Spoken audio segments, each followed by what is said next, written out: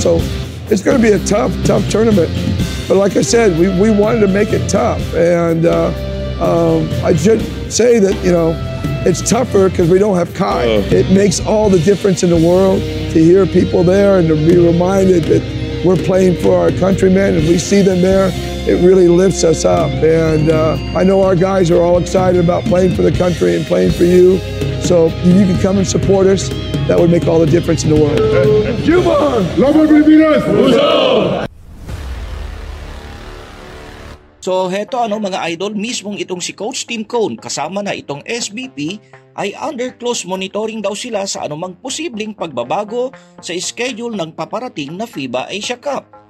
Gaya kasi ng alam ng lahat, ang FIBA Asia Cup ay nakatakdang isagawa dyan sa Saudi Arabia kung saan ito ay bahagi ng Middle East at hindi inaalis ngayon sa isipan ng lahat ng mga bansang lalahok sa nasabing torneo ang posibilidad na baka maapektuhan ng digmaan sa pagitan ng Israel at Iran ang pagtatanghal ng mga laro sa nasabing bansa. Actually, bagamat hindi naman direktang kasangkot sa nasabing conflict itong Saudi Arabia, pero naniniguro ngayon ang SBP o Samahan ng Basketball ng Pilipinas kung matutuloy nga ba ang nakatakdang FIBA Asia Cup sa paparating na buwan ng Agosto o di kaya ay baka ilipat na lang ito ng FIBA sa isang bansa na mas secured at mas malayo sa conflict sa nabanggit na alitan.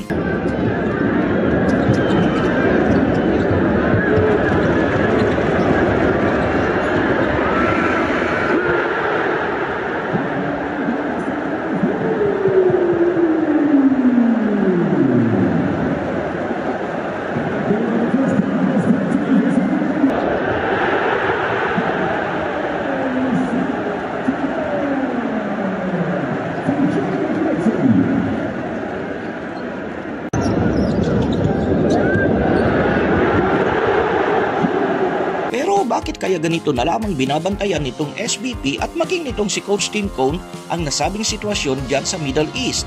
Well, may malaking epekto kasi ito sa isinasagawang preparasyon ngayon ng ating national team na Gilas Pilipinas.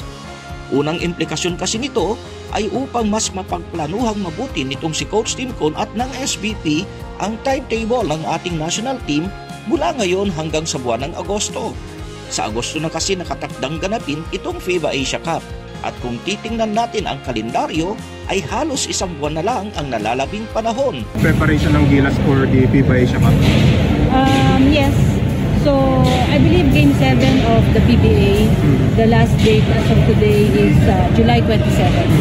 So, from July 27 to August 5th is the window of Coach Tim to prepare.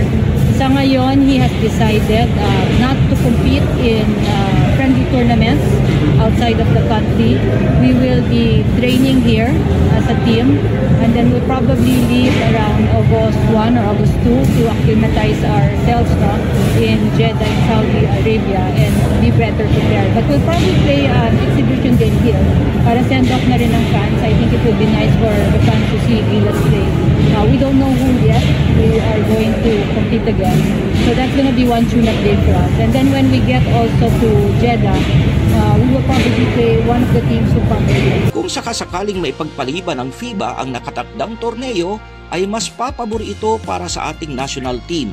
Mas makakapag-ensayo pang mabuti ang mga players ng Gilas Pilipinas at baka makapagsingit pa ng ilang mga tune-up games. Mahalaga para kay Coach Tim Cone ang nalalabing panahon o ang anumang posibleng extension mula sa FIBA dahil gaya ng alam natin ay abala pa ito sa pagmamando ng Barangay Ginebra na kasalukuyan namang pasok sa semifinals nitong PBA kalaban ang San Miguel Beermen. Kaya malamang ay ganun na lang ang interes nitong SBP at nitong si Coach Tim Cone kung meron nga bang gagawing adjustment dito itong FIBA.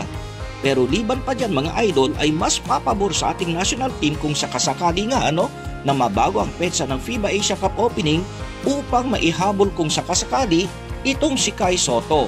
Gaya kasi ng alam ng lahat ay ligtas naman na itong si Kai Sotto sa pinsala ng tinamunang injury kamakailan dyan sa Japan D-League. Pero kasalukuyan pa itong nagpapagaling.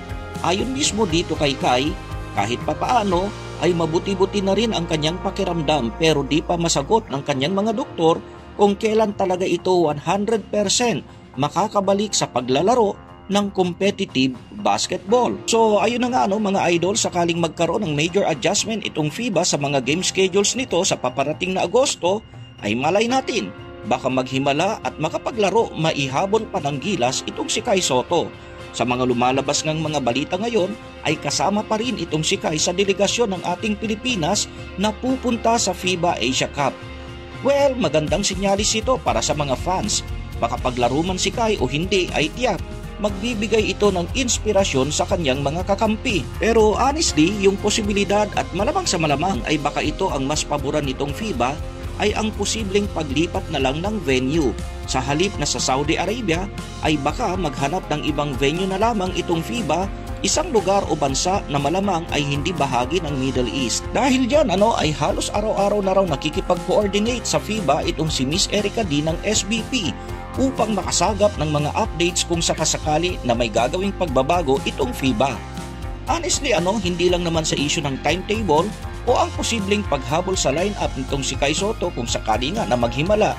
Ang pinaka-crucial dito mga idol at ito ang pinakamahalaga ay ang kaligtasan ng ating delegate o ng ating national team na Gilas Pilipinas. Isama na rin natin dyan lahat ng mga bansa, mga atletang kalahok para sa paparating na FIBA Asia Cup. Ikaw naman idol, sang-ayon ka ba na dapat ay ipagpaliban muna ng FIBA ang opening day nito na gaganapin sana sa buwan ng Agosto? O dili kaya ay baka mas magandang ilipat na lang ito ng venue? I-comment mo lang yan sa ibaba idol. Ingat and God bless!